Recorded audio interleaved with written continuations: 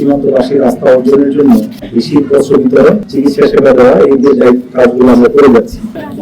অনুগ্রহপূর্বক কেউ চেয়ার থেকে উঠবেন না।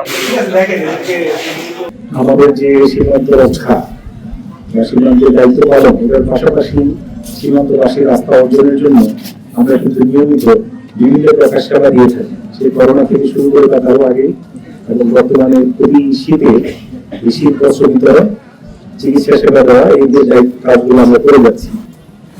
তো এই অংশ হিসাবে আজকে আমরা এখানে শিল্প বস্ত্র বিতরণ এবং স্বাস্থ্য সেবা দেওয়ার চেষ্টা করছি।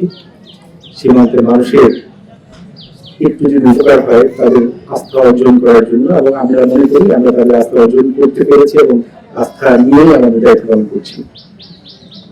আপনারা জানেন বর্তমানে দেশে যে নির্বাচনকে সামনে রেখে আমরা আমাদের সীমান্তকে আরো কঠোরভাবে নজরদারি করার ব্যবস্থা করেছি।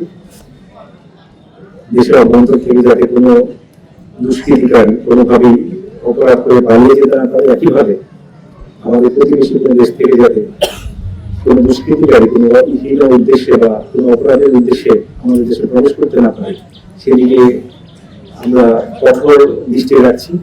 আপনারা হয়তো দেখে থাকবেন যে আমরা গত 2 দিনের মধ্যে শিডিউল ঘোষণার পর থেকে বিভিন্ন জায়গায় চেকপোস্ট স্থাপন করে বিভিন্ন স্থানে